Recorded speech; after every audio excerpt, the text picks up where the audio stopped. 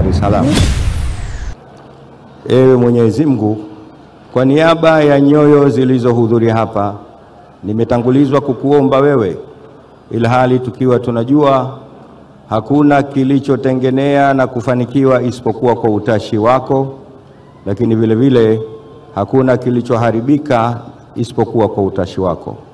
Tunakuomba Mwenyezi Mungu mtukufu, muumba mbingu na ardhi, ujalie mkutano wetu huu uingie katika hesabu ya yale matukio ambayo umeyapanga kwa kudura zako kuwa ni wenye kufanikiwa.